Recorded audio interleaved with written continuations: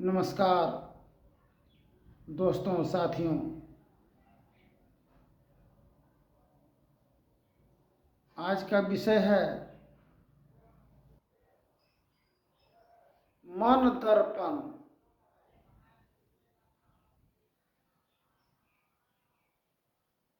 मोरा मन दर्पण कहलाए, मोरा मन दर्पण कहलाए। भले बुरे सारे कर्मों को देखे और दिखाए, मोरा मन दर्पण कहलाए। मन और दर्पण, एक गांव में कोई धनवान व्यक्ति हो और उसको कुष्ठ की बीमारी हो, कोढ़ का, और भोज सामग्री में किसी की शादी समारोह में अगर उत्तम भोजन की व्यवस्था अगर करे, गांव समाज में निमंत्रण दे, तो लोग जाना पसंद नहीं करेंगे भोज खाने के लिए। क्यों? यही प्रतीत होगा उनके घर परिवार में कोढ़ी का बीमारी है, कोढ़ का। आज हम लोगों के जीवन में वह कोढ़ का बीमारी है क्या? अपने अपने परिजनों, अपने अपनेपन का त्याग करना, आपस में बनान और संगठन नहीं होना, ये सबसे बड़ा कोढ़ का बीमारी माना जाता है। अगर वह व्यक्ति किसी का शादी विवाह एवं कोई फंक्शन में अगर निमंत्रण दे, भोज भंडारा अगर करे, तो क्या खाने का मन करेगा? क्योंकि उसके मन के अंदर में आपसी परिवार का असमंजसता और मलिनता है। इसके संदर्भ में जब तक हम लोग आपस में जागरूकता को प्रदान नहीं करेंगे, तब तक यह बीमारी का नाश होगा नहीं। जिस प्रकार एक मछली मारने वाला मछुआरा भिरखा का जाल फेंकता है जब नदी में, तो सभी प्रकार की मछली जो फंसने वाला है जाल में फंस जाता है। मछुआरा एक है और जाल एक है, समुद्र नदी एक ही है, पानी एक है, जल। किंतु जो मछली निकल करके आता है बाहर में लाते हैं, उसका रेट अलग अलग होता है। अलग अलग प्रकार की मछली होने के कारण रेट अलग अलग होता है। ठीक इसी प्रकार हम लोग एक ही माता पिता के शिकम से हम लोग आए हैं। माता रूपी समुद्र, पिता रूपी मछुआरा, जब हम लोग आए जमी पर, समुद्र से आए, बाहर आए माता के शिकम से, तो सब कोई का अलग अलग मत और विचार होता है। कोई श्रीमान हो गया, सज्जन हुआ, उनका मोल अधिक हुआ। कोई दुर्जन हुए, उनका मोल कम होता है, सम्मान कम होता है, मान कम होता है। मान और सम्मान प्राप्ति हेतु कहाँ जाना पड़ेगा? इसलिए संत सरोवर गंग जल तही पखारहु अंग, सो देहिया निर्मल भई साधु के सत्संग। सत्संग गर्भ में वास हो निराश क्या करे, हरि गुरु चरण में प्रीत हो को काल क्या करे। सत्संग में जाते हैं, अपने जीवन की या मन की मलिन और कुलीन रोगों के निवारण के लिए जाते हैं, असमंजसता संशय के निवारण के लिए संत महापुरुषों के सत्संग में जाते हैं, गुरुद्वारा जाते हैं, मिलाद जकात खरात सभी करते हैं। दुआ मांगते हैं, रोजा रखते हैं, किंतु इस अंतर हृदय की मलिन विचारधाराओं का अंत अगर नहीं हो, फिर कहाँ जाना पड़ेगा। इसके लिए जिस प्रकार मछली का रेट अलग अलग होता है, जब माता बहन उसको बनाती है उत्तम तेल मसाला दे करके एक ही ताव में, बनाने वाली माता, पिता तो लाए निकाल करके मछुआरा, अब फिर पुनः माता के नज़दीक में बनाने के लिए जब जाता है, जब उत्तम तेल मसाला मिल जाए तो स्वाद सबका एक बन जाता है। जब हल्दी डालते हैं तो सभी में रंग एक बरोबर मिल जाता है, घुल जाता है, रौनक बढ़ जाता है देखने में, खाने में भी स्वाद अति उत्तम होता है। तो ये सारे ही मतभेदी को मिटाने के लिए सक्षम है माता बहन। हम उसके ही अंतर हृदय गर्भ में प्रवेश करने की जरूरत है। अंतर की अंतिम तह में रहबिन कोई उसे पाता नहीं, खोजते रहते हैं सागिल जल्द दिखला पाता नहीं। अंतर की अंतिम तह में रहबिन कोई उसे पाता नहीं। जब माता के गर्भ में थे, जीवन पड़ा हुआ था, तो वहाँ पर कैसे रहे वो संकीर्ण, जहाँ रोशनी भी नहीं, अंधकूप में कैसे जीवन पड़ा रहा। वहाँ नारियों के द्वारा अति सुंदर झनकार मनमोहक नृत्य संगीत का ध्वनि प्रज्वलित होता था अंतर हृदय दरबार में, गृह दरबार में, जिसके माध्यम से शिशु गर्भ में 9 महीना 10 दिन पड़े रहे। जब बाहर जगत में संसार में जन्म लेकर के आए, कबीर साहब की वाणी है, कबीरा मैं जब जन्म लिया, जग हंसा मैं रोया, ऐसा करनी कर चलो, जग रोए मैं हंसूं। जब अच्छा कार्य करने लगते हैं समाज में और परिवार में, जब अंत गति को प्राप्त होता है तो लोग रोते हैं उनके नाम से। बहुत अच्छा आदमी चला गया दुनिया से। बहुत आदमी जब मर जाता है यही कहता धिक्कार है, इसे दुराचारी अत्याचारी, धरती पर का बोझ था, आज इसका अंत हुआ है। अंत भला तो सब भला, उदय अंत की बात नहीं, देखा देखी की बात। दुल्हा दुल्हन मिल गई, फीकी परी बरात।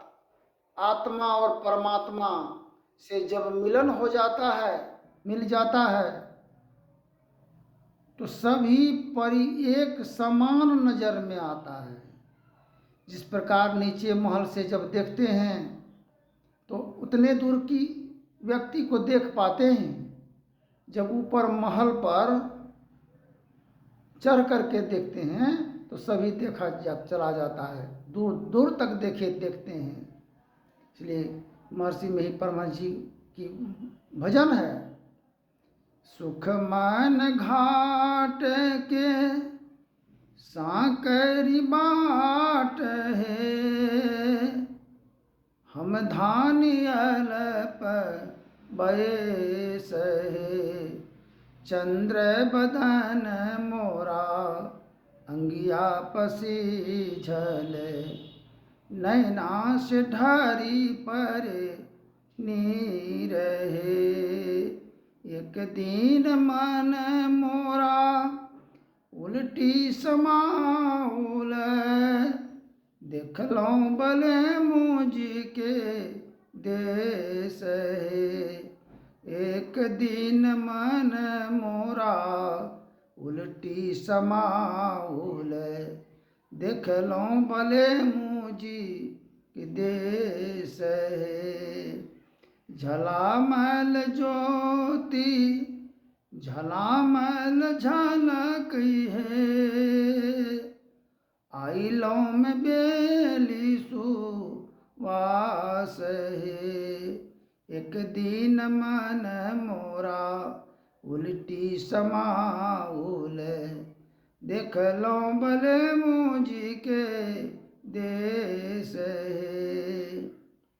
सुख मन घाट के सांकरी बाट है, हम धानियाल पब एस है। हम लोग का उम्र वयस कम होने के कारण हम लोग अपने आप को नहीं जानते हैं, नहीं पहचानते हैं। जिस प्रकार सोनार के पास में जो हथौड़ी होता है सोना का गहना आभूषण बनाने वाला, तो छोटा हथौड़ी होता है। लोहार के पास में बड़ा हथौड़ी होता है, तो बड़ा हथौड़ी से सोना का गहना जेवरात नहीं बन सकेगा, आभूषण। छोटा का जरूरत पड़ता है वहाँ। और सोनार के हथौड़ी से लोहार का काम नहीं बनेगा।